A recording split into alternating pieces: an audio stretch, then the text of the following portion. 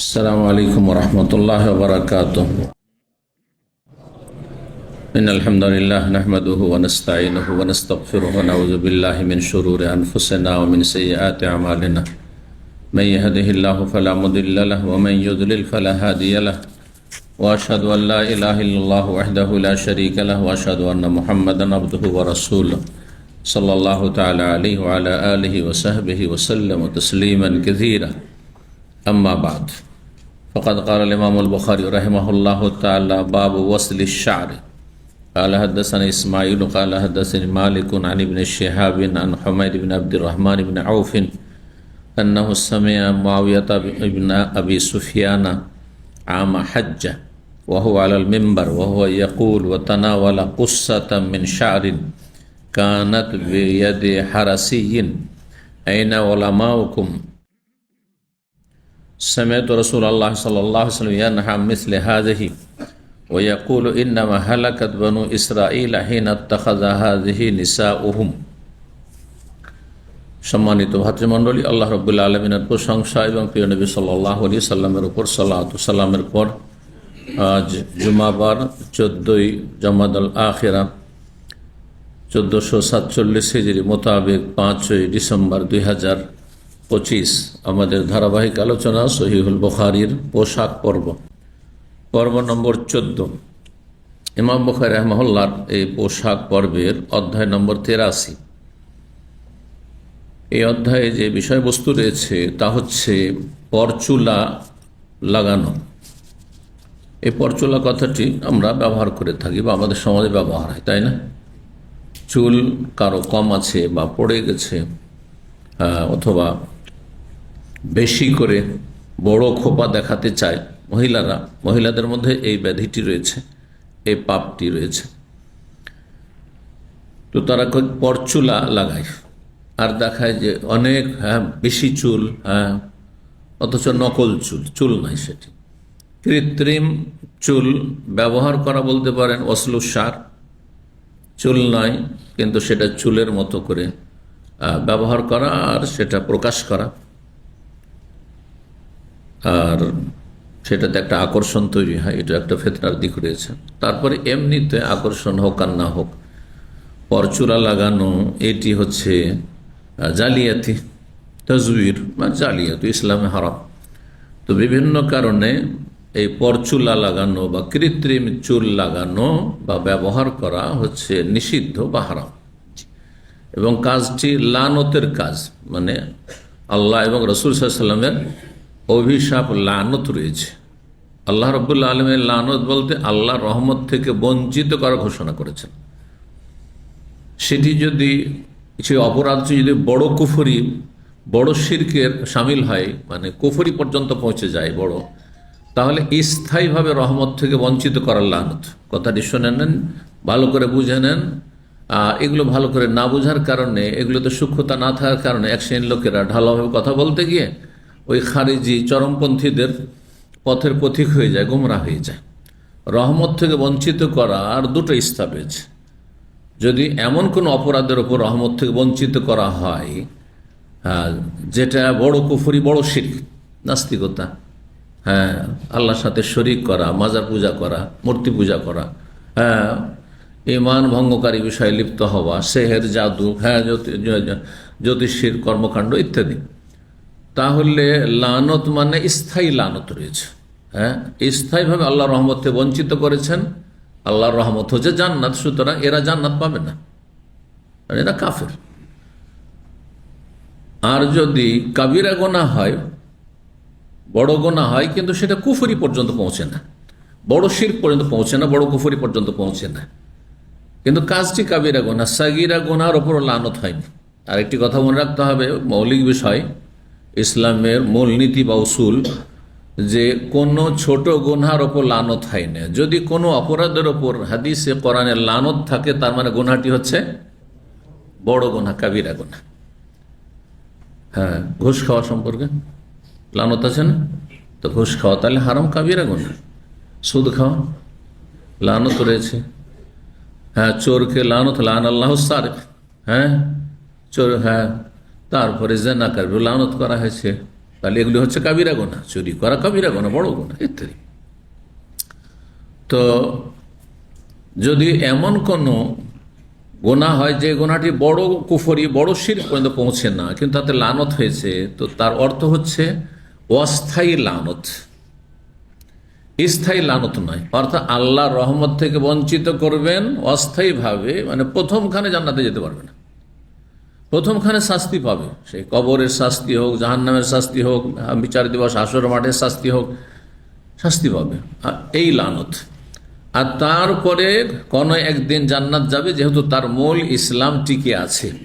আর মূল ইসলাম টিকে থাকার জন্য সর্বনিম্ন শর্ত ভালো করে মনে রাখেন যে তৌহিদ থাকতে হবে, বড় শিরক যেন জীবন না থাকে, বড় কুফরি না থাকে, বড় মুনাফিকি না থাকে, আর বেনামাজি না হয়। আর সর্বনিম্ন আমল ইসলাম টিকানোর জন্য হচ্ছে 5 ওয়াক্ত নামাজ পড়া। তো তাহলে যেসব আয়াত অথবা হাদিসের লানতের কথা বলা হয়েছে, এই লানত 2 রকম। একটা স্থায়ী লানত কাফেরদের ওপর, ইন্নাল্লাহ লানাল কাফিরিন ওয়া আ'আদ্দা লাহুম সাঈরা। অস্থায়ী লানত, হ্যাঁ, মুসলিম সমাজের বিভিন্ন পাপে জড়িত ব্যক্তিদের উপরে যে লানতের, অপরাধীদের উপরে লানত হয়েছে আল্লাহ এবং তার রাসূল সাল্লাল্লাহু আলাইহি ওয়াসাল্লামের। তারপর আরেকটি কথা এখানে বলা জরুরি, এর আগে পর্বগুলিতে বলেছি যে আল্লাহর পক্ষ থেকে যদি লানত হয় তাহলে তার অর্থ হচ্ছে রহমত থেকে বঞ্চিত করার ঘোষণা।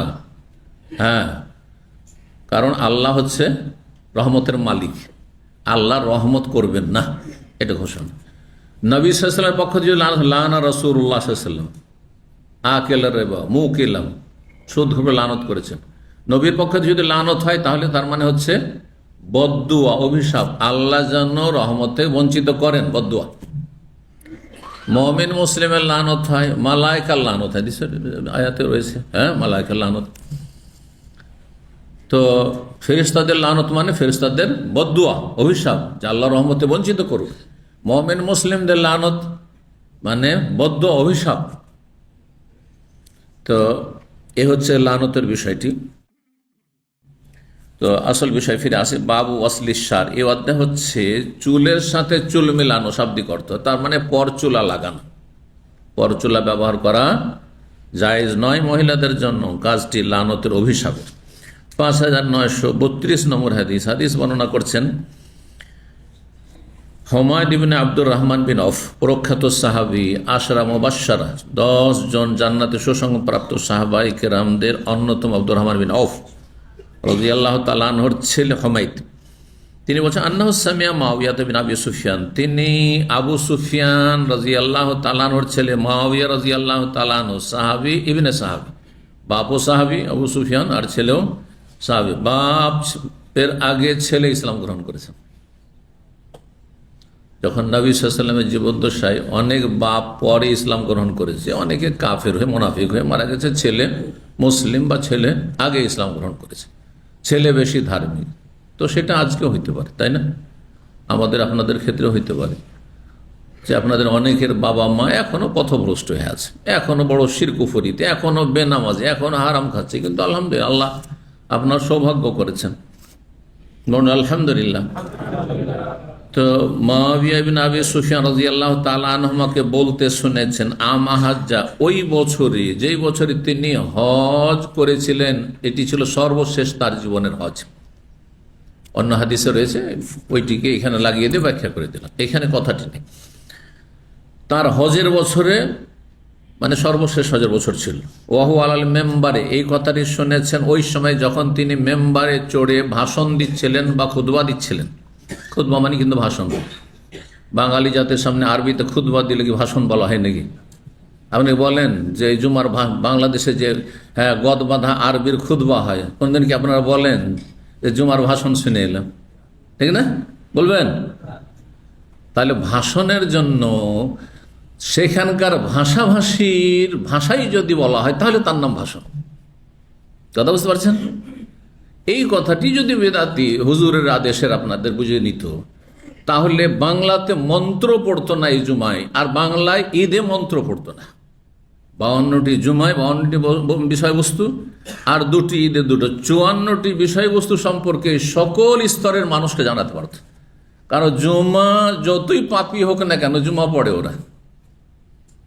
হ্যাঁ, যতই পয়সাওয়ালা হোক না কেন জুমা পড়ে, যতই বড় নেতা মাথা হোক না কেন, যাদের হাতে দেশের কলকাঠি, সবাই জুমা পড়ে, সবাই ঈদ পড়ে।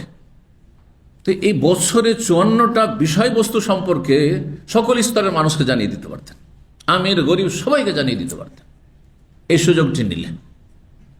কিন্তু হতভাগা, যাদেরকে হাসর মাঠে জবাব দিতে হবে, এই বেদাতি মোল্লাদেরকে, যারা খুতবা আরবি ছাড়া অন্য ভাষায় হ্যাঁ নাকি দেওয়া হারাম এই ভুল ফতোয়া দিয়ে রেখেছে, বিভ্রান্তিকর ফতোয়া দিয়ে রেখেছে, আর জাতিকে জাহেল রেখেছে, জাতির নেতা মাথা পয়সাওয়ালা পুঁজিপতিদেরকে জাহেল রেখেছে, তাদেরকে হাসরের মাঠে জবাব দিতে হবে। ইত্তাকুল্লাহ, এসব আলেমদেরকে বলছি, যারা আলেম নামের জাহেল, জালেম, ইন্নাহু কানা যালুমান জাহুলা, সতর্ক সাবধান।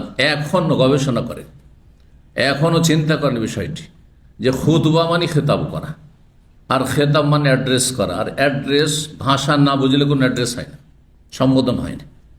ভাষা না বুঝলে কোন সম্বোধন হয় না। আমি যদি আপনাদেরকে সম্বোধন করে বলছি আর বাংলায় না বলে আরবিতে বলি, আর আপনার আরবি না বুঝেন, তাই এটা সম্বোধন হইল? কি সম্বোধন করছেন তো বুঝিই না। খুতবা খেতাব থেকে, আর খেতাব খাতাবা একটু খেতাব মানে হচ্ছে সম্বোধন করা, অ্যাড্রেস করা, আর সম্বোধন নিজের ভাষায় হইতে হবে, যেখানকার ভাষা যে বুঝে। জি, এটা আরব দেশ, সেই জন্য এখানে আরবিতে খুতবা হচ্ছে, বুঝতে পারছেন না? বা আরবের বিশিষ্ট ব্যক্তি ইমামে হারাম গেছেন, সেই জন্য সেখানে নিরুপায়, আরবি ছাড়া উনি অন্য ভাষা পারবেন না, সেই জন্য ওইখানে আরবিতে খুতবা হচ্ছে। কিন্তু সেখানে মানুষের উপকারের জন্য সেটা অনুবাদ করে দিতে হবে, অনুবাদ করে দিতে হবে। কিন্তু দেশের খতিবও বাঙালি, আর জাতীয় বাঙালি, হ্যাঁ মুসল্লিও বাঙালি, আর আরবিতে গদবাধা ওই 100 বছর আগে যে খুতবার কিতাবগুলি আমাদের দেশে আছে না, হ্যাঁ 12 চাঁদের 12 খুতবা, কিছু কিছু কিতাব 100 বছর আগে লেখা হয়েছে। আর আমি 50-60 বছর থেকে তো ওই খুতবার কিতাবগুলো দেখতে আছে, তার কত আগে লেখা হয়েছে, চলতি আছে। তখন কোথায় ছিল দেশ, জাতি, মানুষ আর সভ্যতা, আর এখন কোথায় পৌঁছে গেছে। এখন কত রকমের নিত্য নতুন সমস্যা এসছে, নিত্য নতুন পাপ হ্যাঁ মানুষের মাঝে ছড়িয়ে পড়েছে। তাহলে তাদের সংশোধনের জন্য নতুন কিছু খুতবা হইতে হবে, আর বোধগম্য হইতে হবে। দুটোই বিষয় কিন্তু এখানে। আল্লাহ যেন বুঝার তৌফিক দান করেন। মুআবিয়া বিন আবি সুফিয়ান রাদিয়াল্লাহু তাআলা আনহুমা, তিনি হজের বছরে মেম্বারে চেপে ওয়াহুয়া ইয়াকুল বললেন, তার খুতবায়, তার ভাষণে। মুআবিয়া রাদিয়াল্লাহু তাআলা মদিনায় কেন খুতবা দিচ্ছেন কেউ জিজ্ঞাসা করে। তিনি মদিনা, কেন মদিনার খতিব ছিল না? হ্যাঁ, মসজিদ নববীর খতিব কেউ ছিল না? অন্য হাদিসে রয়েছে মদিনা, এখানে যদি মদিনার কথা নেই, হ্যাঁ ঘটনাটি মদিনার।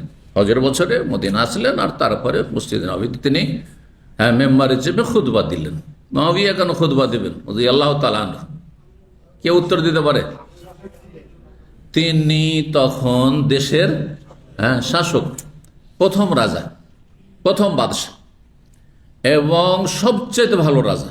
যদি আপনাকে কেউ প্রশ্ন করে যে এই ইসলামের ইতিহাসে 1400 বছরের ইতিহাস সবচেয়ে ভালো রাজা, ভালো বাদশা কে ছিল, তাহলে সঠিক উত্তর হচ্ছে মুআবিয়া রাদিয়াল্লাহু তাআলা আনহু। হাদিসে রয়েছে খায়রুল মুলুক, খায়রুল মুলুক সবচেয়ে ভালো রাজা। খলিফা, 4 খলিফা আবু বকর, ওমর, ওসমান, আলী, আর পঞ্চম বলতে হাসান রাদিয়াল্লাহু তাআলা আনহু, যিনি 5-6 মাস খলিফা ছিলেন। তারপরে সবচেয়ে শ্রেষ্ঠ রাজা, তার নাম খলিফা, সূক্ষ্ম নয়, কারণ সাহাবা সালাফে যেটা বলছি নবী সাল্লাল্লাহু আলাইহি সাল্লামের আদর্শ মোতাবেক পুরোপুরি খেলাফত যেটি, সেটি 4 খলিফা পর্যন্ত, বা পঞ্চম খলিফা হাসান রাদিয়াল্লাহু তাআলা আনহুম পর্যন্ত 30 বছর চলেছে। আর এটি ছিল নবী সাল্লাল্লাহু ভবিষ্যৎবাণী, আল খেলাফত ফি উম্মতি 30 সানা, আমার উম্মতে খেলাফত 30 বছর থাকবে। হ্যাঁ, সুম্মা ইয়াকুনু মুলকান, তারপরে রাজতন্ত্র শুরু হবে। নবী রাজতন্ত্র শুরু হবে, কারণ রাজতন্ত্র গুমরাহি বলেছেন। যদি নবী সাল্লাল্লাহু আলাইহি ওয়াসাল্লাম গুমরাহি হয় আর না বলে থাকেন, তাহলে আমানত আদায় করেননি, নাউজুবিল্লাহ, ঠিক না?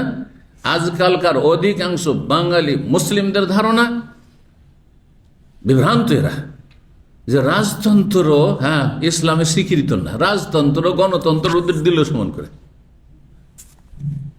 অথচ মাত্র 30 বছর পরে নবী সাল্লাল্লাহু আলাইহি ওয়াসাল্লামের পরে রাজতন্ত্র শুরু হয়েছে। আর হাদিস নবী সাল্লাল্লাহু আলাইহি ওয়াসাল্লামের সুম্মা ইয়াকুনু মুলকান, তারপরে রাজতন্ত্র শুরু হবে। রাজতন্ত্র ইসলামে আছে, কিন্তু কোন রাজতন্ত্র নেই? রাজা যদি বলে যে আমি যেটা বলবো সেটাই হচ্ছে ধর্মকর্ম, সেটি হচ্ছে রাষ্ট্রের আইন, তাহলে এটি স্বীকৃত নেই। এখন নায়কত্ব যেটাকে বলা হচ্ছে, এটি নেই। কিন্তু আমি রাজা আর আমি কোরআন সুন্নাহ দিয়ে দেশ পরিচালনা করব, এইটা অনুমোদিত, এটা শরীয়ত সম্মত, এই রাজতন্ত্র। এবার বুঝতে পেরেছেন? জি। তো সৌদি আরব রাজতন্ত্র কি? এখানকার সংবিধান কি রাজার হুকুম শুধু, না কোরআন হাদিস? মালিক আব্দুল আজিজ রহমতুল্লাহ আলাইহিমা, মালিক আব্দুল আজিজ আব্দুর রহমান রাহিমাহুমুল্লাহ তাআলা, তো তিনি যখন জাতিসংঘে গেলেন আর তাকে জিজ্ঞাসা করা হলো যে আপনাদের সংবিধান, সব দেশ সংবিধান পেশ করেছে, আপনার সংবিধান পেশ করে? তিনি কোরআনে কারীম পেশ করেছেন, এটা হচ্ছে আমাদের সংবিধান। তো কোন রাজা যদি বলে যে আমার সংবিধান হচ্ছে কোরআন আর হাদিস, তো এটি তো ইসলাম। আর খেলাফতের উদ্দেশ্য এটি। খেলাফতের রাশেদা যেটি বলা হয় সেটি শুধু 30 বছর, কিন্তু ইসলামের ইতিহাসে ভালো ভালো রাজা বাদশাহ এসেছে। বাদশাহ ওমর বিন আব্দুল আজিজ রহমতুল্লাহ আলাইহি, তিনি খলিফায়ে রাশেদদের মতো ছিলেন।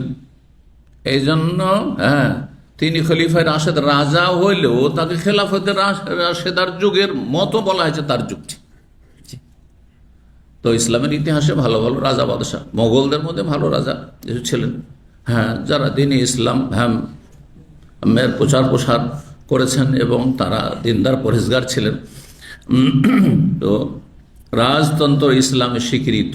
যদি কারো মগজে আগাছা ঢুকে থাকে, বিভ্রান্তি গুমরাহি থাকে যে রাজতন্ত্র এটি হচ্ছে জাহিলি মতবাদ, তারপরে এটি জায়েজ নয়, তাহলে এখন আপনার মগজটা কোরআন হাদিস দিয়ে ধুলাই করেন, পরিষ্কার পরিচ্ছন্ন করেন, নোংরামি ঢুকে আছে আপনার। জি। তো ইসলামের বিধান হচ্ছে যে রাজা বাদশাহ দেশের নায়ক যদি খুতবা দিতে যোগ্যতা রাখেন, খুতবা দেওয়ার যোগ্যতা রাখেন, যে কোনো মসজিদে গেলে তিনি খতিব, যে কোনো মসজিদে গেলে তিনি ইমাম, নামাজ পড়াইতে পারবেন আর খুতবা দিতে পারবেন, জুমা পড়াতে পারবেন, জুমার খুতবা দিতে পারবেন, ঈদের খুতবা দিতে পারবেন। তো তিনি হচ্ছেন ইমাম, যেহেতু দেশের ইমাম আজম হচ্ছেন তিনি, সেখানে তাকে পারমিশন নিতে হবে না। ইমামকে বলতে হবে, পেশ ইমামকে, পেশ ইমাম বলে না যে নির্ধারিত ইমাম, পেশ ইমামকে যে আমি নামাজটা পড়িয়ে দিই, আমি খুতবা পড়ে, পারমিশন নিতে হবে না। কিন্তু আমি যদি যাই আর আমার একটা ছাত্র যদি কোনো মসজিদের ইমাম থাকে, তাহলে তার অনুমতি ছাড়া আমি সেখানে খুতবা পড়াইতে পারবো না, তার অনুমতি ছাড়া আমি সে মসজিদের ইমামতি করতে পারবো না। এবার বুঝতে পেরেছেন? জি। তো মুআবিয়া রাদিয়াল্লাহু তাআলা আনহু হজের বছরে মেম্বারে চেপে বললেন খুতবায়, ওয়া তানাওয়ালা কুসসাতা মিন শা'রিন, একগুচ্ছ তিনি চুল হাতে নিলেন, একগুচ্ছ চুল হাতে নিলেন। কানাত বিয়াদে হারাসিয়িন, তার দেহরক্ষীর হাতে সেই একগুচ্ছ চুল ছিল। তাহলে সেই যুগে দেহরক্ষী কি করতে ব্যবহার করা হইতো বা রাখা হইতো। জি, দেহরক্ষী রাখা হইতো। আবু বকর সিদ্দিক রাদিয়াল্লাহু তাআলা আনহুর জামানায় দেহরক্ষী ছিল না, ওমর রাদিয়াল্লাহু তাআলা আনহুর জামানায় দেহরক্ষী ছিল না। তার ফলে ওমর রাদিয়াল্লাহু তাআলার জামানায় তার উপর অগ্নিপূজক মজুসি ফজরের সালাতে আক্রমণ করে দিল, তার শহীদ হয়ে গেলেন। আর তারপরে দেহরক্ষীর প্রয়োজন হয়েছে শাসকদের জন্য, কারণ তাদের শত্রু অনেক বেশি রয়েছে। সুতরাং কারো যদি শত্রু বেশি থাকে বা শত্রুর অনিষ্টের আশঙ্কা থাকে, তো দেহরক্ষী রাখতে কোনো অসুবিধা নেই, দর্শনীয় বিষয় নেই। বলতে আল্লাহর ভরসা নেই, অনেকে তো মূর্খ, বুঝে না, বুঝে আপনি আল্লাহর ভরসা করেন না, আপনি দেহরক্ষী ছাড়া চলতে পারেন না, কেমন কথা হইল? না, দেহরক্ষী ব্যবহার করুন। জি।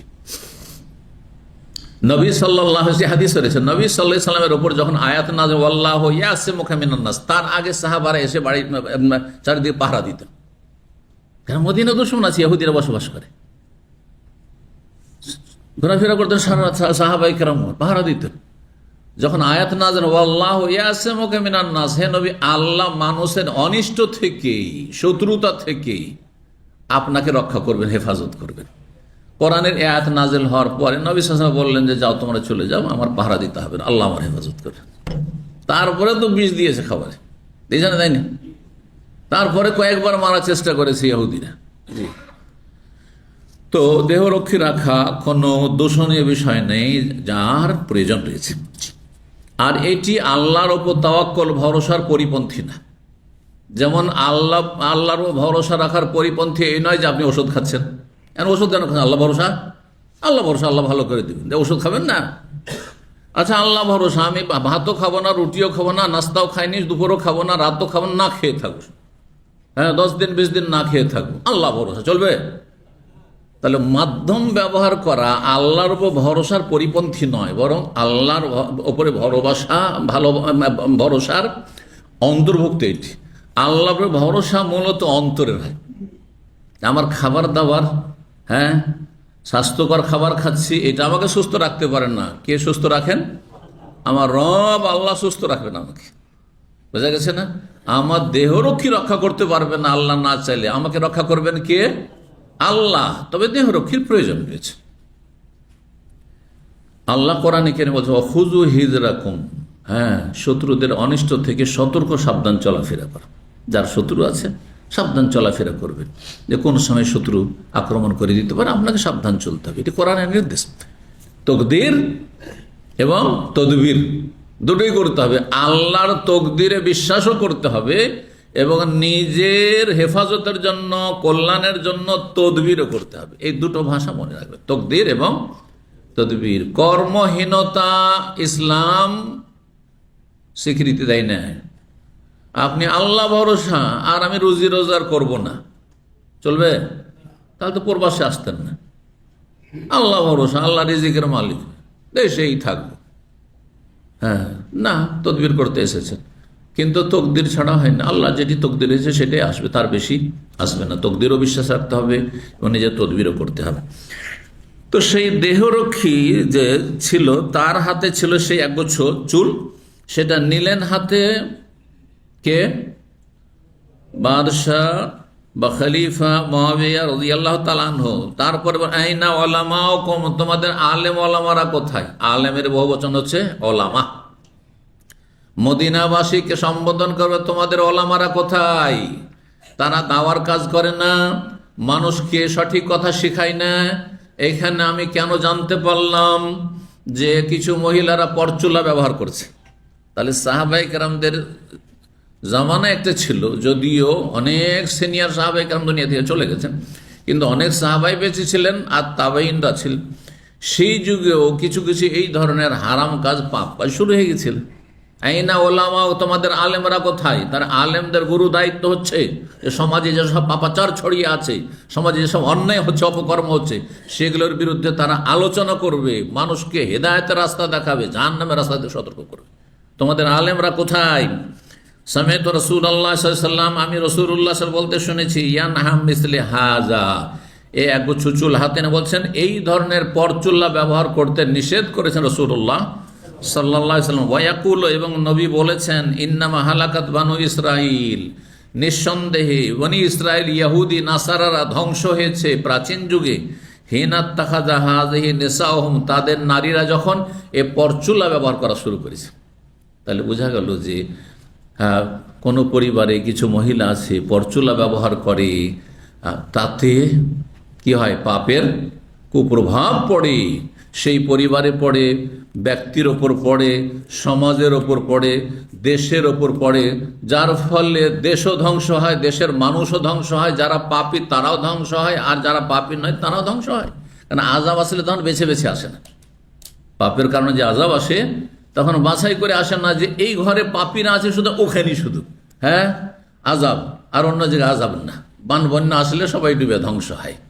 জি, সুতরাং সতর্ক সাবধান। দাওয়ার কাজ না করলে হালাকু ওয়া হালাকু জামিয়ান, যেমন নবী সাল্লাল্লাহু আলাইহি ওয়াসাল্লাম হাদিসে বলেছেন, ওই পানি জাহাজের মতো, 2 তলা আছে আর নিচের তলা আছে, নিচের তলা ওরা ফুটা করছে আর আপনি 2 তলাতে, আপনি সিটে আরামসে বসে আছেন, ওরা ডুববে, আদা খাবে, 7 ভাবে ফুটো করবে, আমরা তো ওপরে আছি, হবে? না আপনারাও ডুববেন তার সাথে? নিচে তার লোকেরা ডুববে আর তারপর আপনারাও ডুবে যাবেন, গোটা জাহাজটাই ডুবে যাবে। ঠিক ওই রকমই মানব সমাজে যদি দিনের কাজ না হয়, সংশোধনমূলক কাজ না হয়, ইসলাহি কাজ না হয়, মানুষকে ভালো মানুষ বানাবার চেষ্টা না করেন, তাহলে ভালো মানুষরাও আল্লাহর আযাবে ধ্বংস হয়ে যাবেন। আল্লাহ আমাদের হেফাজত করুন। পাপের কুফল বলছিলাম। 5933 নম্বর হাদিস বর্ণনা করছেন আবু হুরায়রা রাদিয়াল্লাহু তাআলা আনহু। তিনি নবী সাল্লাল্লাহু আলাইহি সাল্লাম থেকে বর্ণনা করে বলেন, লান আল্লাহুল ওয়াসিলা ওয়াল মুস্তাওসিলা ওয়াল ওয়াশিমাতা ওয়াল মুস্তাওশিমাতা। আল্লাহ লানত করেছেন, আল্লাহর অভিশাপ। এই গুনাহগুলি কি কুফরি না ফাসিকি? এগুলো পাপ, কিন্তু এত বড় পাপ, এত বড় গুনাহ নয় যে মানুষ কাফের হয়ে যায় আর কি হয়ে যায়, ইসলাম থেকে বেরিয়ে যায়, যদি সেটাকে হালাল না মনে করে। কিন্তু কোন পাপকে যদি হালাল মনে করে, তাহলে একটা পাপকে পাপ মনে করে না, বলছে এটা হালাল, অসুবিধা কি, তাহলে তখন আর মুসলিম থাকে না। যেমন কোন মুসলিম ভাইকে খুন করছে খনি, তাকে যদি জিজ্ঞাসা করতে হবে কেন মুসলিম ভাইকে খুন করছে, তো মুসলিম, আর সে যদি বলে এই বেটাকে খুন করা জায়েজ, এই বেটা খুন করা জায়েজ, তাহলে সে কাফের হয়ে যাবে, সে আর ফাসেক থাকবে না, তার পাপিষ্ট শুধু না, কাফের, স্থায়ী জাহান্নামে যেতে হবে তাকে। কারণ খুন করাকে হারামকে হালাল করে দিল। কিন্তু যদি তাকে জিজ্ঞাসা করেন যে কেন খুন করলে, রাগ বরদাস্ত করতে পারি না, কাজটি অন্যায় নাই করেছে না অন্যায় কাজ করেছে, আমি অন্যায় করেছি, ভুল করেছি, কিন্তু আমি নিজেকে সামলাতে পারিনি, তাহলে সে হচ্ছে পাপিষ্ট ফাসেক, পাপিষ্ট ফাসেক। তার জন্য কয়েকটি শাস্তি। খুন করা এত হালকা অপরাধ নয়, শিরকের পরে সবচেয়ে বড় অপরাধ হচ্ছে খুন করা। সূরা ফুরকান আয়াত দ্বারা প্রমাণিত। শিরক কুফরির পরে, মূর্তি পূজার পরে, মাজার পূজার পরে, নাস্তিকতার পরে সবচেয়ে বড় অপরাধ হচ্ছে মানুষ খুন করা। আল্লাহ হেফাজত করুন। লান আল্লাহুল ওয়াসিলা, আল্লাহ লানত করেছেন এমন নারীর ওপর যে পরচুলা লাগায়, ওয়াসিলা, ওয়াল মুস্তাওসিলা, যে পরচুলা লাগিয়ে নেই, লাগায় একজন আর আরেকজন লাগিয়ে নেই, তার মানে একজন যার পেশা হচ্ছে পরচুলা লাগিয়ে দাও, অথবা ঘরে এক বোন আর এক বোনকে ওই পরচুলাটা লাগিয়ে দিচ্ছে, দুইজনের উপর লানত, দুইজনের উপর উভয় বোন লানত রয়েছে। কার লানত রয়েছে? আল্লাহ লানত। আল্লাহ এদেরকে রহমত থেকে বঞ্চিত করেছে, স্থায়ী রহমত থেকে, মানে কোনোদিন জান্নাত পাবে না, তাহলে না অস্থায়ী, অস্থায়ী। এদের কবরে শাস্তি হবে, এদের জাহান্নামের শাস্তি হতে পারে। আর তারপরে যদি তাদের তৌহিদ আর 5 ওয়াক্ত সালাত ঠিক থাকে, 5 ওয়াক্ত নামাজই ছিল মহিলা, কিন্তু পরচুলা লাগাতো, তাহলে জাহান্নামে জ্বললে বা কবরে আযাব পেয়ে যখন মাফ হয়ে যাবে, তখন জান্নাতে আল্লাহ দেবেন। ওয়াল ওয়াশিমা ওয়াল মুস্তাওশিমা, ওয়াশমান হচ্ছে উল্কি লাগানো, উল্কি লাগানো বুঝেন? ট্যাটু, ইংলিশটা সহজ হয়ে গেছে, দেন ট্যাটু। ট্যাটু এই যে ফিলিপিনোরা ব্যবহার করছে, আর ইউরোপে কাফেররা, নয় কাফেরদের এমন কোনো মানুষ মনে হয় বাদ নেই, নর আর নারী এই ট্যাটু থেকে, আল্লাহ হেফাজত করে এসব পাপ থেকে। আর কিছু মুসলিম আছে কাফেরদের গোলাম, তারা এগুলি করে থাকে। ওরা মনে করে মানে ট্যাটু লাগাইলে মনে হয় কি হয়ে যাবে, বৈজ্ঞানিক হয়ে যাবো, বুঝতে পেরেছেন? হাফ প্যান্ট পরলে সব বৈজ্ঞানিক হয়ে যাবো, সায়েন্টিস্ট হয়ে যাবো, লেখা পড়াবে না, সায়েন্স টেকনোলজিতে অংশ নেবে না, দিন দুনিয়ার উন্নতিতে অংশ নেবে না, আল্লাহর প্রতি ইমান আস্থা ভরসা কিচ্ছু নেই, পরকালে বিশ্বাস নয়, পরকালে যেন কোনো কর্মসূচি নেই। মনে করে যে কাফেরদের বেশভূষা ধারণ করলে মনে হয় আমরা সব কি করব, দুনিয়ার নেতৃত্ব হাতে পেয়ে যাবো। এদের মতো জাহেল কেউ নেই, না দুনিয়া আছে না আখেরাত আছে। এই শ্রেণীর মুসলিম যারা খাসেরাত দুনিয়া ওয়াল আখেরাত, দুনিয়া তো নেতৃত্ব পেল না, আর একটা সায়েন্টিস্টও পয়দা করতে পারলো না, আর আখেরাতও পেল না, এর চেয়ে হতভাগা কি আছে? কিন্তু আলহামদুলিল্লাহ আমরা দুনিয়া না পেলেও আখেরাত তো আছে, আলহামদুলিল্লাহ। এবং জাতিকে আল্লাহ বুঝার তৌফিক দান করুন, দিন দুনিয়ার অগ্রগতির তৌফিক দান করুন।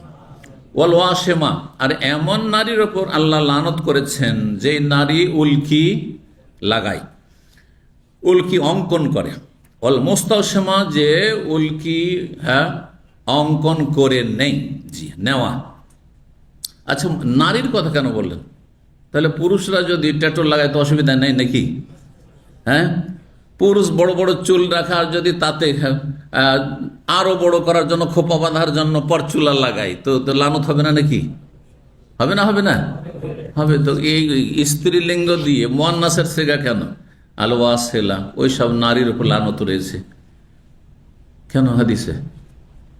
বলতে পারেন কেউ? কারণ এই ব্যাধি কার মধ্যে বেশি আছে? নারী। তাহলে সেই যুগে পুরুষরা ট্যাটু লাগাইতো না, মহিলারাই লাগাইতো, সেই জন্য। বুঝতে পেরেছেন? বা পুরুষরা তেমন লাগাতো না, একেবারে লাগাইতো না, অথবা তেমন বেশি কেউ লাগাতো না, কিন্তু মহিলারা এই অপরাধে জড়িত ছিল। যে অপরাধগুলি নারী দ্বারা বেশি সংঘটিত হয়, সেখানে স্ত্রীলিঙ্গ ব্যবহার করা হয়েছে হাদিসে। জি, 5934 নম্বর হাদিস। হাদিস বর্ণনা করছেন সাফিয়া বিনতে শায়বা, মা আয়েশা রাদিয়াল্লাহু তাআলা আনহা থেকে, বলেন যে আন্না জারিয়াতাম মিনাল আনসার, একজন আনসারী বালিকা তাজাওয়াজাত, তার বিয়ে হয়, বিয়ে বসে, ও আন্না মারিজা, তারপরে সেই মেয়েটি অসুস্থ হয়ে যায়, ফাতাম্মা আতা শারুহা, তারপরে তার চুলগুলি সব ঝরে পড়ে যায়। তাম্মা আতা মানে তাসাকাতা, চুলগুলি ঝরে পড়ে যায়, সব চুল পড়ে একবারে মাথা নেড়া হয়ে যায়। ফারাদু আন ইয়াসিলুহা, পরিবারের লোকেরা তখন ইচ্ছা পোষণ করলো যে একে পরচুলা লাগিয়ে দিই, কারণ নতুন বিয়ে হয়েছে, স্বামীর ঘরে যাবে, আর দেখতে এরকম খারাপ লাগবে। কারণ মহিলাদের মাথায় যদি, মেয়েদের মাথায় চুল না থাকে, তাহলে স্বামীও পছন্দ করবে না, হয়তো তালাকই দিয়ে দিতে পারে। হ্যাঁ, তো তারা চাইলো, পরিবার লোকেরা, হাদিসে তার মা চাইলো যে পরচুলা লাগিয়ে দিয়ে আমার মেয়ের। ফাসালুন নবী সাল্লাল্লাহু আলাইহি ওয়াসাল্লাম, তারপরে নবী সাল্লাল্লাহু আলাইহি ওয়াসাল্লামকে এই মাসআলাটি জিজ্ঞেস করলো তারা। ফাকালা, তখন বললেন রাসূলুল্লাহ সাল্লাল্লাহু আলাইহি ওয়াসাল্লাম, অথচ এখানে জরুরি ছিল, তাই না? মানে একেবারে চুল নেই, এই নয় যে বড় করে খোপা বাঁধার জন্য শুধু চুল আছে, চুল নেই। আর এমন ঝুঁকিপূর্ণ অবস্থা যে এ অবস্থায় মাথায় চুল নেই অবস্থায় স্বামীর ঘরে গেলে স্বামী রাখবে না, হয়তো কোন স্বামী রাখতে চাইবে যে আমার মতোই দেখতে লাগছে, আমার চাইতে খারাপ লাগছে? প্রয়োজন ছিল, তারপরও তাহলে কাজটি কত বড় অপরাধ, এই গুনাহটি কত বড় গুনাহ যে নবী সাল্লাল্লাহু আলাইহি সাল্লাম তার নিষেধ করেছেন। নবী সাল্লাল্লাহু আলাইহি সাল্লাম বলে, লান আল্লাহুল ওয়াসিলা ওয়াল মুস্তাওসিলা, আল্লাহ লানত রয়েছে ওই সব নারীদের ওপর যেসব নারীরা কি করে, পরচুলা লাগায় আর পরচুলা লাগিয়ে নেই, উভয়ের ওপর। 5935 নম্বর হাদিস। হাদিস বর্ণনা করছেন মনসুর বিন আব্দুর রহমান, তিনি বলেন হাদ্দাসা, তিনি উম্মি, আমার মা আমাকে হাদিস বর্ণনা করেছেন। তাহলে তাবেঈনদের জামানা, এটা তাবেঈনদের জামানা ছিল, মায়ের কাছ থেকে হাদিস শুনছেন। হ্যাঁ, তার মহিলারা সেই যুগে শিক্ষার চর্চা করতো না? হ্যাঁ, তাহলে তার দিন শিখতো।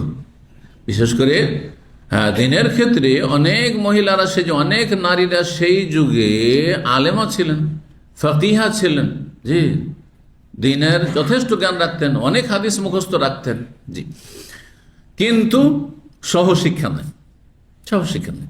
এই জন্য ইসলাম নারীদের শিক্ষার বিরোধী নয়, নারীদেরকে শিক্ষিত করেন, কিন্তু তাদের জন্য শিক্ষা অঙ্গন একেবারে পৃথক হইতে হবে।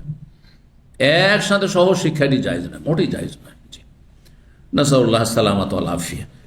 এই সহশিক্ষার কারণে, নারী পুরুষের অবাধ মেলামেশার কারণে, একসাথে সবসময় চলাফেরার কারণে কত যে মুসলিম সমাজে, মুসলিম দেশে অশ্লীলতা ছড়াচ্ছে, নোংরামি ছড়াচ্ছে, আল্লাহ হেফাজত। আর কত ছেলে মেয়ে যে চরিত্রহীন হয়ে যাচ্ছে, পর নষ্ট হয়ে যাচ্ছে, আল্লাহ হেফাজত করি সব থেকে। তো বলছেন যে আমাকে আমার আম্মা হাদিস বর্ণনা করেছেন, আর তিনি বর্ণনা করেছেন হাদিস আসমা বিনতে আবু বকর সিদ্দিক রাদিয়াল্লাহু তাআলা আনহুর বড় কন্যা আসমা রাদিয়াল্লাহু তাআলা আনহা থেকে, আন্নামরাতান জাআত ইলা রাসূলিল্লাহ সাল্লাল্লাহু আলাইহি ওয়াসাল্লাম। বিষয়টি কি, যে জনৈক মহিলা নবী সাল্লাল্লাহু আলাইহি ওয়াসাল্লামের কাছে আসলো, আসার পরে বলল, ইন্নী আনকাহাতু ইবনাতি, এই যে হাদিস চলে আসলো, আগের ঘটনাটি এখানে বিস্তারিত। আমি আমার মেয়ের বিয়ে দিয়েছি, সুম্মা আসাবাহা শাকওয়া, তারপরে আমার মেয়েটি অসুস্থ হয়ে পড়ে।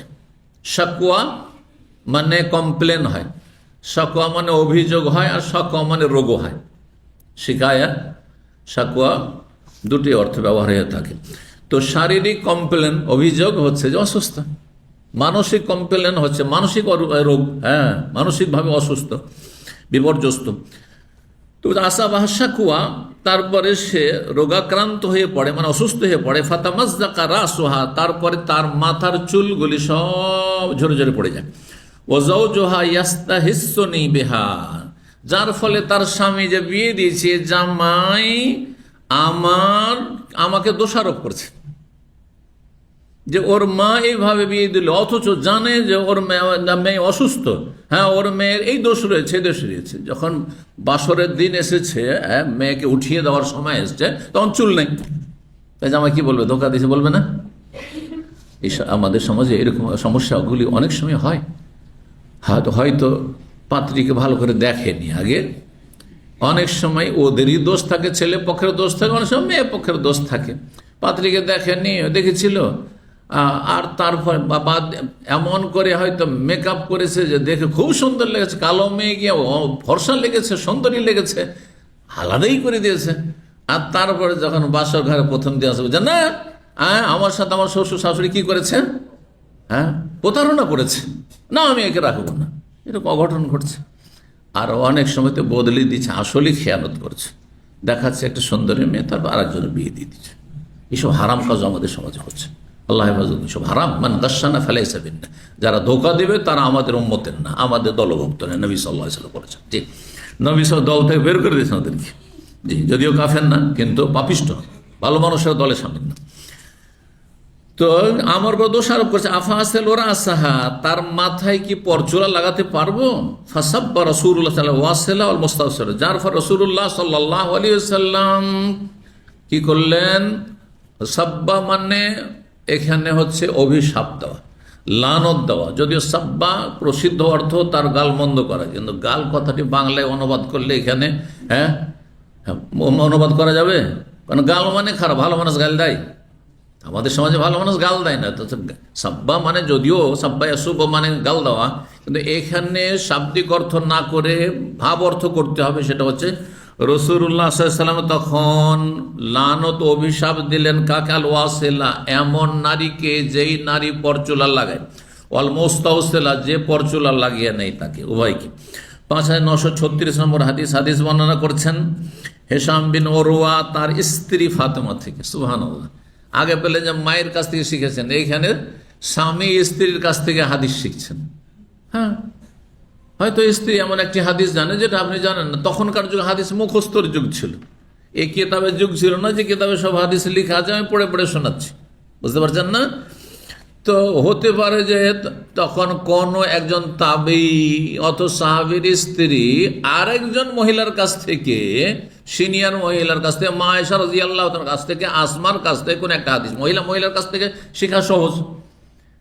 কিন্তু আপনি বেগানা মহিলার কাছ থেকে আপনি হাদিস বা ফিকহ বা দ্বীন শিখতে পারছেন না, তখন আপনার স্ত্রী তার কাছ থেকে শিখে আসলো, একজন মহিলার কাছ থেকে, তারপরে আপনাকে সে কথাটি বললো বা সেটা শিখালো। এইভাবে যেমন হইতে পারে, ঠিক ওই রকমই বলছেন তার স্ত্রী থেকে বর্ণনা করছেন। এখানে আর একটি বিষয় বোঝা যায় যে দ্বীন শেখার ক্ষেত্রে কখনো যেন নিজের মধ্যে আত্ম অহংকার না আসে, যে ও ছোট, ওর কাছ থেকে কেন শিখবো, ও ছোট, ওর কাছ থেকে কেন শিখবো, বা ও আমার সমান, ওর কাছ থেকে কেন শিখবো। আমি 7 বছর শিক্ষকতা করেছি মাদ্রাসায়, তারপরে দাওয়ার কাজ তো আলহামদুলিল্লাহ প্রায় 30 বছর, এইখানে 27 বছর, আর তার আগে আমি 3 বছর আল কাসিমও ছিলাম একবার। তো দেখেছি কিছু দায়ী অথবা কিছু মাদ্রাসার শিক্ষকদেরকে দেখেছি, যেহেতু শিক্ষক কলিগ, হ্যাঁ সমতুল্য বা সমকক্ষ, অথচ কোনো একটা বিষয়, জটিল বিষয় সে নিজে বুঝতে পারছে না। ও যদি তার কলিগের কাছে বা একটু সিনিয়র অথবা এই বিষয়টাও বেশি জানে, ওর কাছে একটু ছোট হয়ে যদি ওইটা সমাধান করে নেই, একটু জেনে নেই, তারপরে যদি ছাত্রদের সামনে বসে, তাহলে ছাত্রদের সামনে তার মান সম্মানটা থেকে যাবে। রাতের অন্ধকারে অথবা নির্জনে গিয়ে একজন শিক্ষক আরেকজন শিক্ষকের কাছে, একজন দায়ী আরেকজন দায়ীর কাছে একটা মাসলা সহজ করে নিল, জেনে নিল, যেহেতু সে বুঝতে পারছে না কিতাব, অথবা একটা মাসলা বুঝতে পারছে না, জেনে নিল। এই ক্ষেত্রে যার কাছ থেকে জানলো, যার শরণাপন্ন হইল, তার আখলাক চরিত্র হচ্ছে, তার জন্য কর্তব্য হচ্ছে যে সে এটা প্রকাশ করবে না। এ বদস্বভাবও আমাদের এক শ্রেণীর আলেম সমাজের আছে। যদি একজন সাথীর সঙ্গে একজন কলিগ অথবা একজন শিক্ষক আরেকজন শিক্ষকের শরণাপন্ন হয়, একজন দায়ী আরেকজন দায়ী শরণাপন্ন হয়, যে মাসলাটা আমি বুঝতে পারছি না, একটু বুঝিয়ে দেন তো, তখন কি বলবে জানেন?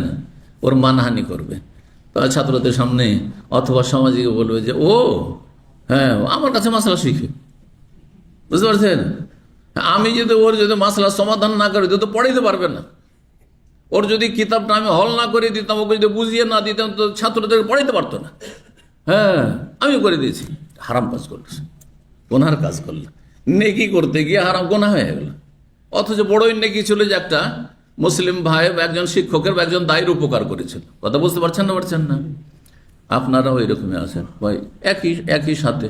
হ্যাঁ, আপনার চাইতে শিক্ষিত একজন আর আপনি আপনার চাইতে কম শিক্ষিতর কাছে একটা মাসলা, ভাই এই মাসলাটা বলেন তো, এটা বলার জন্য প্রথম কথা অহংকার মুক্ত হইতে হবে। নাহলে আমি সিনিয়র, হ্যাঁ ও জুনিয়র, আরে ওর কেন দ্বারস্থ হউনি, ওকে কেন জিজ্ঞাসা করতে যাব? অনেক শিক্ষকরা পড়াতে পারে না ভালো করে, অনেক দায়ী ভুল মাসলা বলে, কিন্তু তার চাইতে সিনিয়র বা তার চাইতে বেশি একটু জানে এই মাসলাটি, তার কাছ থেকে শিখে নিলে ছাত্রদের ভুল শিক্ষা দিত না, অথবা ছাত্রদের কাছে গিয়ে মান সম্মান নষ্ট হইত না। পড়াইতে পারে না, বুঝাইতে পারে না, মান ইজ্জত নষ্ট হচ্ছে, আল্লাহ সন্তুষ্ট হচ্ছেন। তো বিষয়গুলি সবসময় আমাদের মনে রাখতে হবে যে এলেম শিখার ক্ষেত্রে এটা কখনো চিন্তা করবেন না যে ও ছোট, ও হচ্ছে নতুন ইসলামিক সেন্টার আসা শুরু করেছে, আমি এতদিন ধরে ইসলামিক সেন্টার পুরাতন ছাত্র, সিনিয়র, আমি ওর কাছে কেন যাব? হ্যাঁ ওকে কেন আমি জিজ্ঞাসা করতে যাব? হ্যাঁ ও আমার চাইতে বয়সে কম, আমার পরে লেখাপড়া শেষ করেছে, ওর কাছে কেন এটা মাসলা আমার জানার জন্য ওর কাছে কেন ছোট হবো? তাহলে অহংকার আপনার মধ্যে আছে। অহংকারীকে আল্লাহ এলেম দেন না, ভালো করে শুনে। অহংকার মুক্ত না হলে আল্লাহ এলেমে বরকত দেবেন না, ভালো করে শুনে। আর আপনার কেউ শরণাপন্ন হলে ওর মান সম্মান নষ্ট করবেন না, এটি একটা আমানত। এই আমানতে খেয়ানত করবেন, ওর মান সম্মান রক্ষা করবেন। কারণ সবার সম্মান আছে। আপনি কি চান আপনি কারোর সামনে সমাজে ছোট হন? তাহলে আরেকজনকে কেন ছোট করবেন আপনি? তো স্ত্রী থেকে ফাতেমা স্ত্রীর নাম ছিল, হেশাম বিন ওরা স্ত্রীর নাম, তিনি তার স্ত্রী ফাতেমা থেকে হাদিস শুনেছেন। ফাতেমা হাদিস বর্ণনা করছেন আসমা বিনতে আবু বকর, আবু বকর সিদ্দিক রাদিয়াল্লাহু তাআলা আনহা মেয়ে আসমা রাদিয়াল্লাহু তাআলা থেকে তিনি বললেন আনা রাসূলুল্লাহ সাল্লাল্লাহু আলাইহি ওয়াসাল্লাম আল মুস্তাওসিল। আগের হাদিসটি কিন্তু সনদ ভিন্ন ভিন্ন, সেই জন্য ইমাম বুখারী নিয়ে এসেছেন। আর মুহাদ্দিসিনদের ভাষায় হাদিস দুটোকে বলা হয়, হাদিসে দুটো অংশ রয়েছে। সনদ যেটি বর্ণনাকারীদের পরম্পরা, সেটার নাম হাদিস, আর যেটি বিষয়বস্তু মতন সেটি নামও হাদিস। কিন্তু আমাদের সাধারণ মানুষরা অথবা আমাদের দেশের মানুষরা অধিকাংশ মনে করে যে হাদিস মানে শুধু বিষয়বস্তুটি, সনদ যদি বিশুদ্ধ না হয় তো হাদিস হাদিসই তো নয়, জাল কথা, তাই না? এই জন্য সনদের বিষয়টি অত্যন্ত গুরুত্বপূর্ণ। 5937 নম্বর হাদিস, হাদিস বর্ণনা করছে ইবনে ওমর রাদিয়াল্লাহু তাআলা তিনি আন্না রাসূলুল্লাহ সাল্লাল্লাহু আলাইহি ওয়াসাল্লাম লানাল ওয়াসিলাতা ওয়াল মুস্তাওসিলাতা ওয়াল ওয়াশিমাতা ওয়াল মুস্তাওশিমা, বলছেন আল্লাহ রাব্বুল আলামিন লানত করেছেন পরচুলা যে লাগায় তার উপর, এবং যে পরচুলা লাগিয়ে নেই তার উপর, এবং যে ট্যাটু অঙ্কন করে তার উপর, যে ট্যাটু অঙ্কন করিয়ে নেই তার উপর।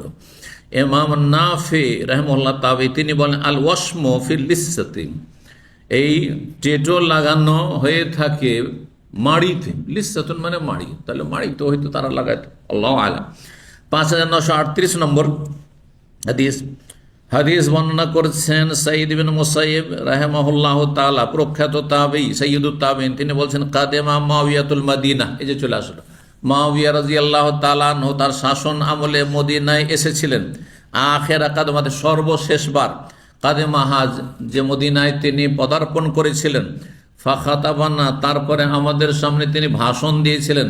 ফাখরাজা কুব্বাতা মিন শারিন, তারপরে এক গুচ্ছ চুল তিনি বের করলেন, মানে ওই যে বডিগার্ড ছিল তার কাছ থেকে হাতে নিলেন। কালা, তারপরে মা কুনতু আরা আহাদান ইয়াফালু হাযা গায়রাল ইয়াহুদ, এই পরচুলা লাগানো ইহুদি ছাড়া আর কেউ করতে পারে না। ইহুদিরা এটা করে থাকে, যারা অভিশপ্ত, মগজুব আলাইহিম, ইহুদি ছাড়া এটা কোন মুসলিম করতে পারে না। ইন্নান নবী সাল্লাল্লাহু আলাইহি ওয়াসাল্লাম সাম্মাহু যুর, নবী সাল্লাল্লাহু এই পরচুলা লাগানোকে প্রতারণা বলেছেন, মিথ্যার আশ্রয় নাও বলেছেন। চুল নেই বা চুল ছোট আর বড় করে দেখাচ্ছেন আপনি। ইয়ানিল ওয়াসিলাতে ফিসারে, যারা পরচুলা লাগিয়ে থাকে। 84 নম্বর অধ্যায় বলছেন বাবুল মোতানাম্মেসাতে। এই অধ্যায় হচ্ছে এমন নারীদের সম্পর্কে যারা ভুরু চিকন করে, ভুরুর পশমগুলি উঠিয়ে ফেলে চিকন করে। এটা অনেক মহিলারাই করে থাকে, কাফেরদের মতো করে। মুসলিম অনেক ফাসেক, ফাজেরা মহিলারা করে থাকে। আল্লাহ তাদেরকে হেদায়েত দান করুন। এটি হারাম, এটিও লানতের কাজ, এটিও কাবিরা গুনাহ।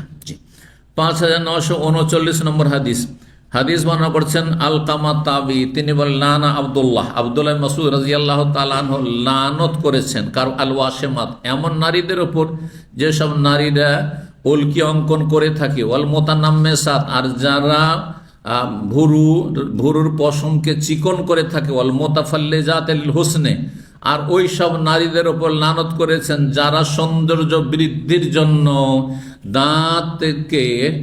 দাঁতকে ধারালো লোহা দিয়ে বা ধারালো অস্ত্র দিয়ে দাঁতকে ফাঁক ফাঁক করে থাকে। দাঁতগুলিকে কেটে কেটে দুই দাঁতের মাঝখানে ফাঁক করে রাখে আর চিকন করে রাখে, যাতে দেখতে সুন্দর লাগে। এই সৌন্দর্য বাড়ার জন্য দুই দাঁতের মাঝখানে ফাঁক করা, এটিও লানতের কাজ। এদের উপর লানত করেছেন। প্রথম লানত এখানে কে করেছেন আসলে হাদিসে? আব্দুল্লাহ বিন মাসউদ রাদিয়াল্লাহু তাআলা। আব্দুল্লাহ বিন মাসউদ রাদিয়াল্লাহু তাআলা যদি নিজের পক্ষ থেকে শুধু করতেন তাহলে সেটা দলিল হইতো না, তাই না? কারণ সাহাবীর আমল যদি নবী সাল্লাল্লাহু আলাইহি ওয়াসাল্লাম থেকে প্রমাণিত না হয় তাহলে সেটা দলিল নাই। কিন্তু তারপরে তিনি কি বলছেন শোনেন।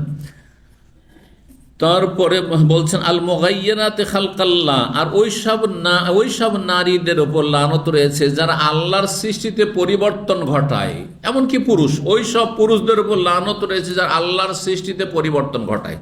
শারীরিক গঠনে যারা পরিবর্তন ঘটাবে, যেই পরিবর্তন ঘটানো ইসলামে স্বীকৃত বা অনুমোদিত নেই, অনুমতি নেই, এইরকম কাজ করা লানতের কাজ। তাহলে আজকালকার জামানায় পুরুষ নারী সেজে যাচ্ছে, নারী হয়ে যাচ্ছে অপারেশন করে, আর নারী পুরুষ হয়ে যাচ্ছে। শুনছেন না বা দেখছেন না সোশ্যাল মিডিয়াতে?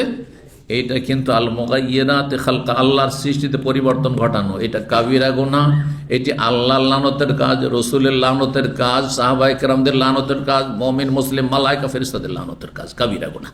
জি, হারাম। আর এই লানতের কারণে তাদেরকে যেহেতু আল্লাহর রহমত থেকে বঞ্চিত করছেন, শুধু আখিরাতের রহমত থেকে বঞ্চিত করা, দুনিয়ার রহমত থেকে বঞ্চিত করছেন, সুতরাং সমাজে যদি এইরকম লোকদের সংখ্যা বাড়তে থাকে, যারা লিঙ্গ পরিবর্তন করছে অথবা শারীরিক গঠন বিভিন্ন পরিবর্তন করছে, পুরুষ মহিলাদের মতো লম্বা করে চুল রাখছে, মহিলা পুরুষদের মতো ছোট ছোট করে চুল রাখছে, চেনাই জানে যে মহিলা, যদি ভালো করে লক্ষ্য না করে অথবা সৃষ্টিগতভাবে আল্লাহ যে মহিলা আর নারীর শারীরিক পার্থক্য রেখেছে ওইটুকু যদি না থাকতো, উঠিয়ে দিতে পারতো, তাহলে চেনাই যেত না। এমন চুল করছে নাউজুবিল্লাহ।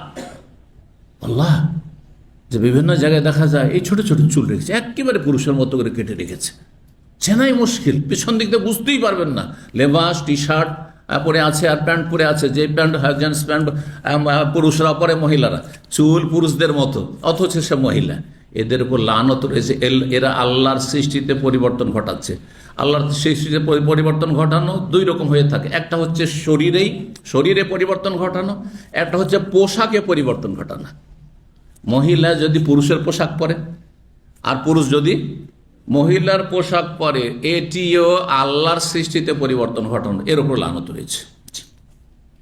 এজন্য নারী পুরুষের বেশধারী নারীদের উপর লানত করা হয়েছে। এইরকমই পুরুষ নারীর বেশ ধারণকারী যারা, তাদের উপর লানত করা হয়েছে।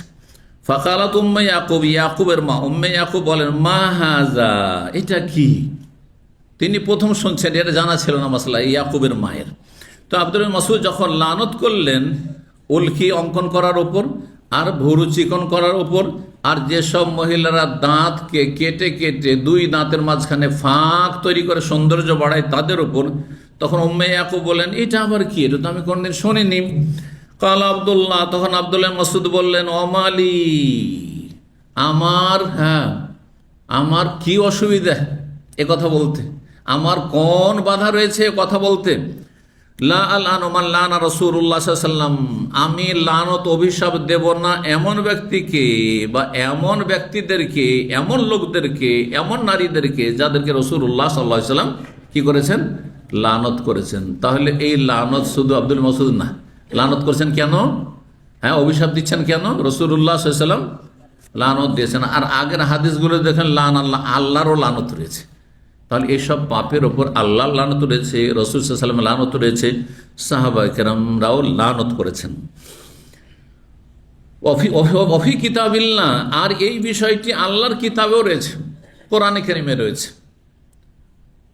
ওই মহিলা তখন আরো অবাক হচ্ছে যে উল্কি লাগালে লানত হয় আর পরচুলা লাগালে লানত হয়, এটা কোরআনে কোথায় আছে?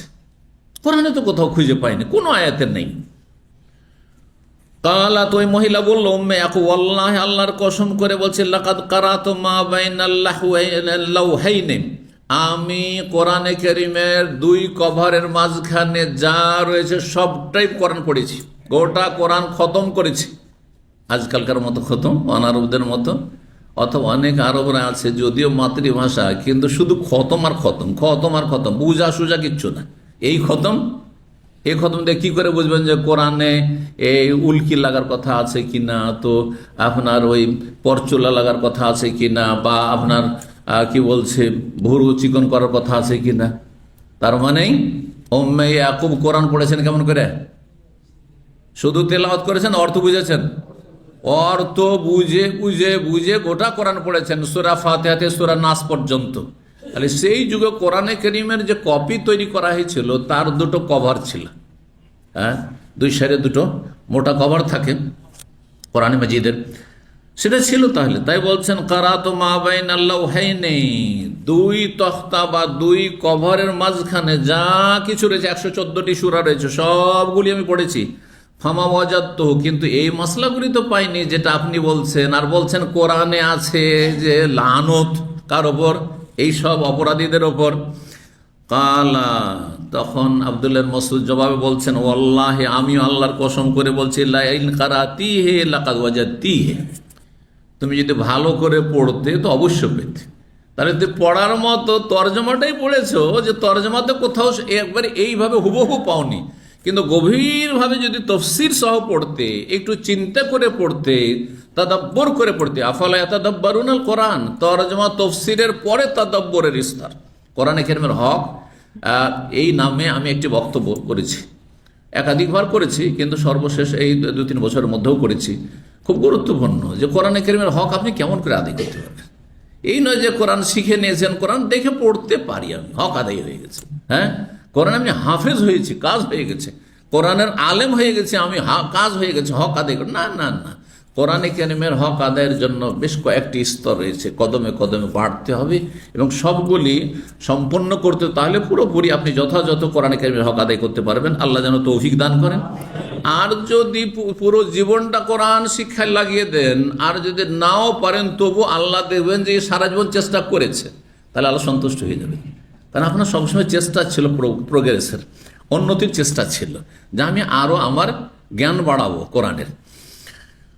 তো ইবনে মাসউদ রাদিয়াল্লাহু তাআলা আনহু বলছেন, আল্লাহর কসম করে আমি বলছি, হে মহিলা উম্মে ইয়াকুল, ইন কারাতি, তুমি যদি ভালো করে কোরআন পড়তে গভীরভাবে, লাকাদ ওয়াজাদতিহি, তো অবশ্যই তুমি এই বিষয়গুলি কোরআনে পেতে। কি, তাহলে কোথায় পাবো? বলছে সূরা হাশরের আয়াত নম্বর 7 পড়ে দেখো, ওখানে আল্লাহ বলছেন, ওমা আতাকুমুর রাসূল ফাখুযুহু ওয়া মা নাহাকুম আনহু ফান্তাহু, রাসূল সাল্লাল্লাহু আলাইহি ওয়াসাল্লাম যা তোমাদেরকে দিয়েছেন তা নিয়ে নাও, আর যা বারণ করেছেন তা থেকে বিরত হয়ে যান। তো রাসূলুল্লাহ সাল্লাল্লাহু আলাইহি ওয়াসাল্লাম হাদিসে উল্কি লাগাতে নিষেধ করেছেন, ট্যাটু নিষেধ করেছেন, পরচুলা লাগাতে নিষেধ করেছেন, ভুরু চিকন করতে নিষেধ করেছেন, আর আল্লাহর সৃষ্টিতে পরিবর্তন ঘটাতে নিষেধ করেছেন। দুই দাঁতের মাঝখানে দাঁত কেটে কেটে ফাঁক ফাঁক করে সৌন্দর্য বাড়ানো নিষেধ করেছেন। নবী সাল্লাল্লাহু আলাইহি ওয়াসাল্লাম যা নিষেধ করে তা থেকে বিরত হয়ে যাও। তাহলে কোরআনে পাওয়া গেল কি, পালো না? ডাইরেক্ট না পাওয়া গেলে ইনডাইরেক্ট পাওয়া গেল কি না? বাংলা ভাষায় একটা কথা আছে, ডাইরেক্ট আর ইনডাইরেক্ট, একটা হচ্ছে প্রত্যক্ষ আর একটা হচ্ছে পরোক্ষ, বুঝছেন না? তো প্রত্যক্ষ যদিও না থাকে, হ্যাঁ, নির্দিষ্ট করে না থাকে, পরোক্ষভাবে তো আছে, হ্যাঁ, অনির্দিষ্টভাবে আছে। যা রসুল দিয়েছেন সাল্লাল্লাহু আলাইহি ওয়াসাল্লাম তা নিয়ে নাও, আর যা রসুল সাল্লাল্লাহু আলাইহি ওয়াসাল্লাম নিষেধ করেছেন তা থেকে, হ্যাঁ, বিরত থাকো, বেঁচে থাকো। 85 নম্বর অধ্যায় বলছেন বাবুল মৌসুলাতে। এই অধ্যায় হচ্ছে এমন নারী সম্পর্কে যে নারী পরচুলা লাগিয়ে থাকে বা পরচুলা ব্যবহার করে থাকে। 5940 নম্বর হাদিস বর্ণনা করছেন ইবনে উমর রাদিয়াল্লাহু তাআলা আনহুমা। তিনি বলেন লানান নবী সাল্লাল্লাহু আল ওয়াসিলাতু ওয়াল মুস্তাওসিলাতু ওয়াল ওয়াশিমাতু ওয়াল মুস্তাওশিমা। এগুলোর অর্থ সব বারবার করে হয়ে গেছে। ওয়াসিল মানে মিলানো, মানে পরচুলা যে লাগায় তার উপর লানত করেছেন নবী। এখানে নবীর কথা আসলো, তাহলে আল্লাহরও লানতের হাদিস আসলো, নবীরও লানতের কথা আসলো। নবী লানত করে অভিশাপ দিয়েছেন এমন নারীকে যে পরচুলা লাগায়, ওয়াল মুস্তাওসিলা এমন নারীকে যে পরচুলা লাগিয়ে নেই কারো কাছে, ওয়াল ওয়াশিমার যে ট্যাটু লাগায়, ওয়াল মুস্তাওশিমা যে ট্যাটু লাগিয়ে নেই কারো কাছে। 5941 নম্বর হাদিস বর্ণনা করছেন হেশাম আন্নাহু সামিয়া ফাতিমা বিনতুল মুনজির। ফাতিমা বিনতে মুনজির থেকে তিনি শুনেছেন, আর ইনি ছিলেন তার স্ত্রী। আগের হাদিস আসলো। তাকুলো তিনি বলেন সামিয়াতু আসমা, আমি আসমা রাদিয়াল্লাহু তাআলা আনহাকে বলতে শুনেছি। তিনি বলেন সালাত ইমরাতুন নবী সাল্লাল্লাহু আলাইহি ওয়াসাল্লাম, জনৈক মহিলা নবী সাল্লাল্লাহু আলাইহি ওয়াসাল্লামকে মাসলা জিজ্ঞেস করলো, এসে বলল ইয়া রাসূলুল্লাহ ইন্না ইবনাতি আসাবাতাল হাসবাতু। এই মহিলার যে মেয়েটি বিয়ে দিয়েছিল তার রোগটি কি ছিল, এই হাদিসে চলে আসলো। তাহলে আগের হাদিসে রোগ কি ছিল, অসুস্থ হয়েছিল, কিন্তু অসুস্থতা কি ছিল তা ছিল না, এখানে আসলো। সেটি হচ্ছে ইন্না ইবনাতি আসাবাতাল হাসবাতু, আমার মেয়ে আক্রান্ত হয়েছিল বসন্ত রোগে। আর হাসবা আজকাল বসন্তকে বলছেন না, যদিও অনুবাদক বসন্ত করেছেন, ব্যাপক অর্থে হয়তো, কিন্তু আজকাল বলা হচ্ছে হাম। বুঝেন তো, হামের রোগ বুঝেন, এই যে দানা দানা দানা খুদি খুদি হয়ে যায় শরীরে, হ্যাঁ জি, হাম।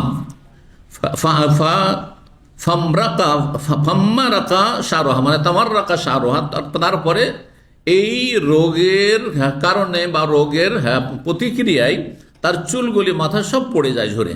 ওয়াইনি জাওয়াজ তোহার, আমি এই মেয়ের বিয়েও দিয়েছি। আফা আসল ফিহে, তার এই মাথায় কি পরচুলা লাগিয়ে দিতে পারবো?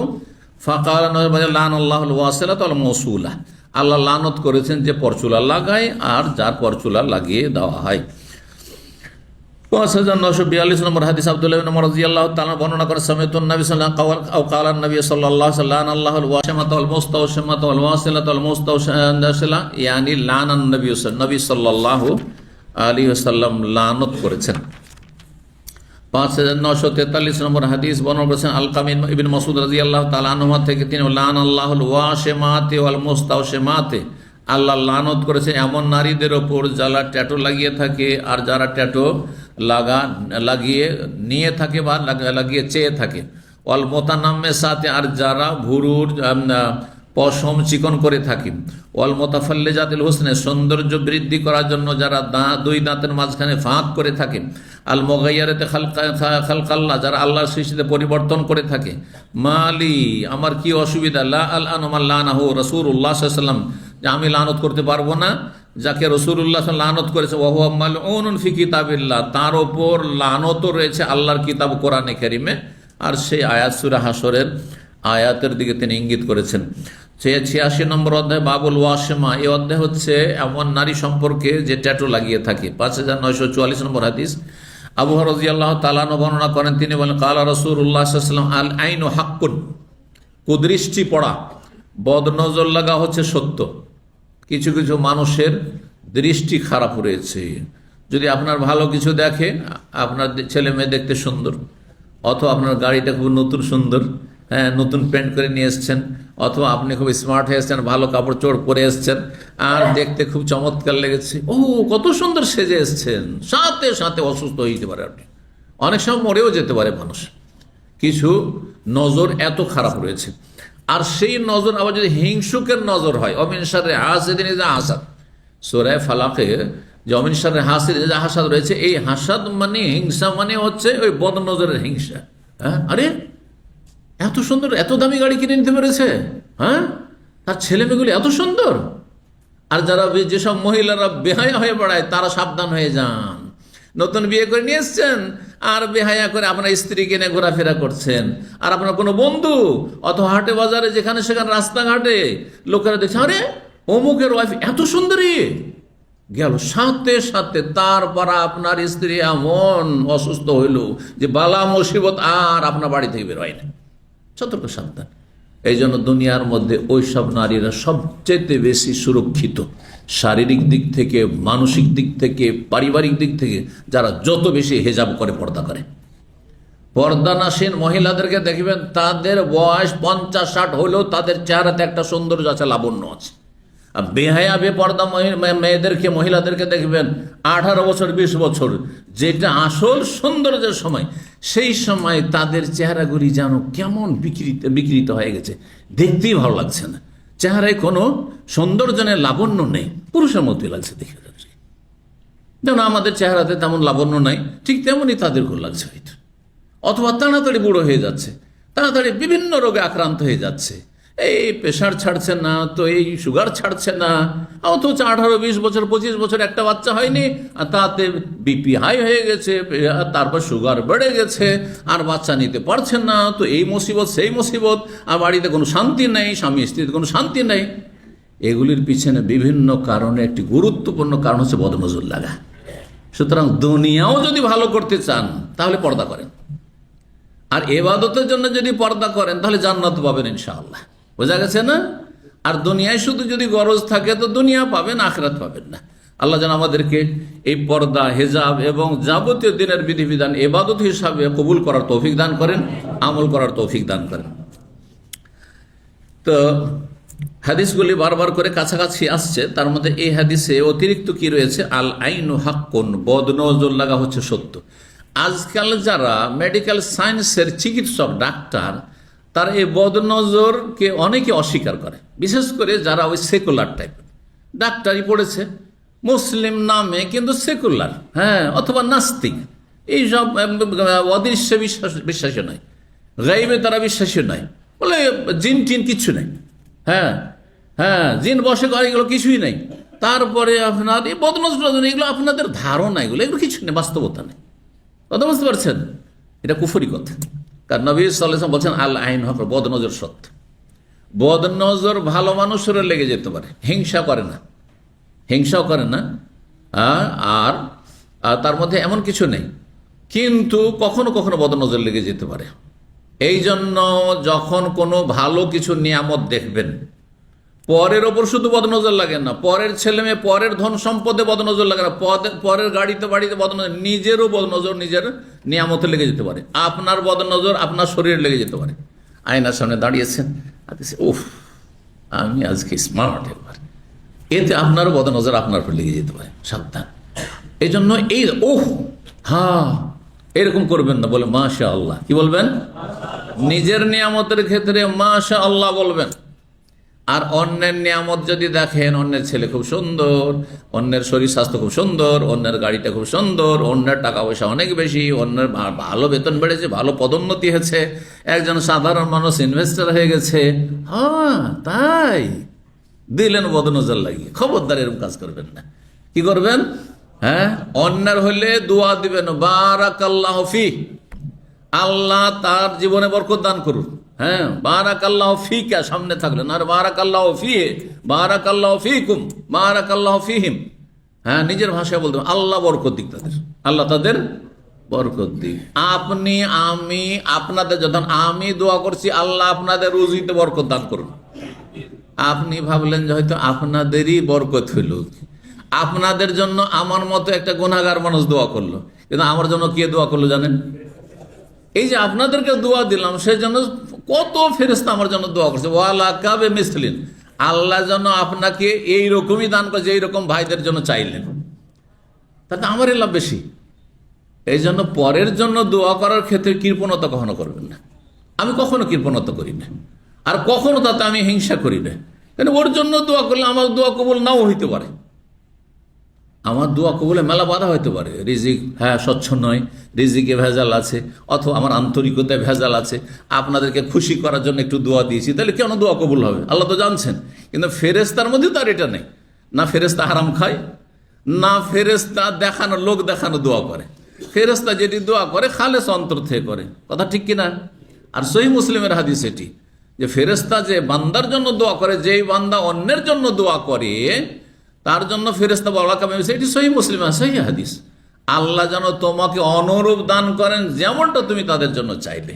এই জন্য দোয়া করার ক্ষেত্রে আপনি যদি আন্তরিক হন, অনুরূপ যেহেতু বলা হয়েছে, আপনি যদি খলুসিয়তের সাথে দোয়া করে থাকেন তাহলে ফেরেশতারও দোয়াটি খলুসিয়তের সাথে লেগেছে এবং নিশ্চিত কবুল হবে। তো বেনিফিট আপনার, লাভ আপনার।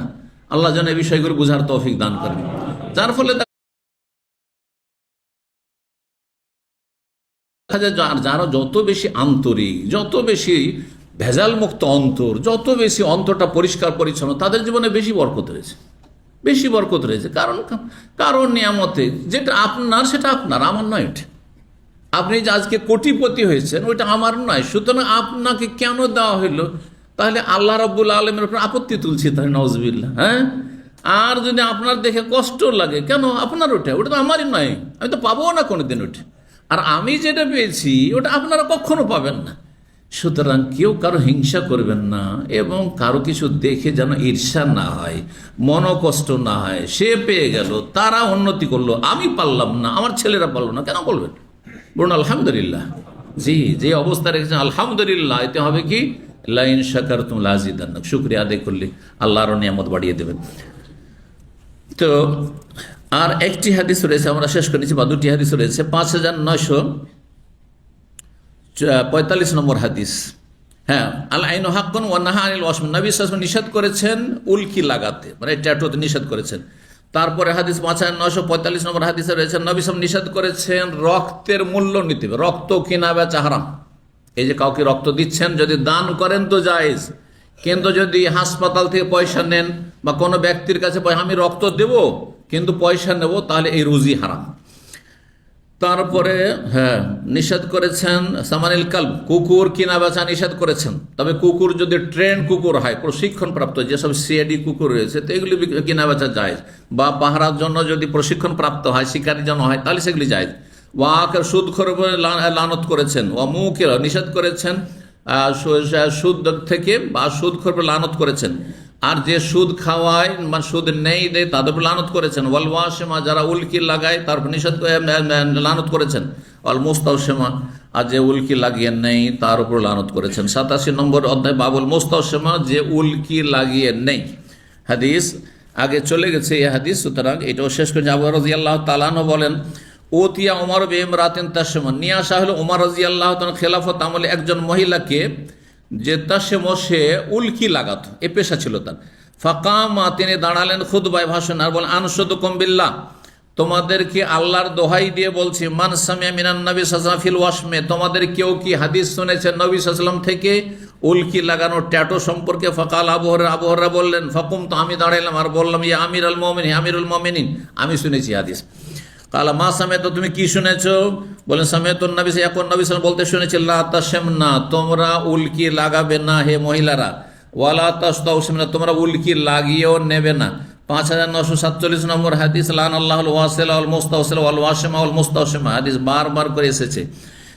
এই হাদিসটিও বারবার করে গেল। 5948 নম্বর হাদিস, হাদিস বর্ণনা করেছেন আব্দুল্লাহ ইবনে মাসউদ, লান আল্লাহুল ওয়াসিমাতি ওয়াল মুস্তাওসিমাতি ওয়াল মুতানাম্মিসাতি, যারা উল্কি লাগায়, উল্কি লাগিয়ে নেই, যারা ভুরু চিকন করে, পশম উঠিয়ে, ওয়াল মুতাফাল্লিজিল হোসেন, যারা সৌন্দর্য বাড়ানোর জন্য দাঁতের মাঝে ফাঁক করে থাকে, আল মুগায়্যিরাত খালকা, আল্লাহর সৃষ্টিতে পরিবর্তন ঘটিয়ে থাকে, তাদের উপর আল্লাহ লানত করেছেন। মালি ইবনে মাসউদ বলেন যে, আমার কি অসুবিধা, লা আলানু মান লানা রাসূলুল্লাহ সাল্লাল্লাহু আলাইহি ওয়াসাল্লাম, রাসূল যাকে লানত করেছে, আমার লানত করতে বাধা কোথায়? ও ফি কিতাবিল্লাহ, বিষয়টি আল্লাহর কিতাব কোরআনে কারীমে রয়েছে। এই ছিল আজকের আলোচনা। আর ইনশাআল্লাহ তাআলা এরপরে যে হাদিসগুলি আসবে সেগুলি ছবি অঙ্কন সম্পর্কে বা ফটো সম্পর্কে। আল্লাহ রাব্বুল যেন আমাদেরকে উপকারী জ্ঞান দান করেন, রুজিতে বরকত দান করেন, ছেলে মেয়েতে বরকত দান করেন, পরিবার পরিজন আত্মীয় স্বজন ভালো মানুষ আল্লাহ বরকত দান করেন, খারাপদের অনিষ্ট থেকে আল্লাহ হেফাজত করেন। সুবহান রাব্বিকা রব্বিল ইজ্জাতি আম্মা ইয়াসিফুন ওয়া সালামুন আলাল মুরসালিন ওয়াল হামদুলিল্লাহি রাব্বিল আলামিন।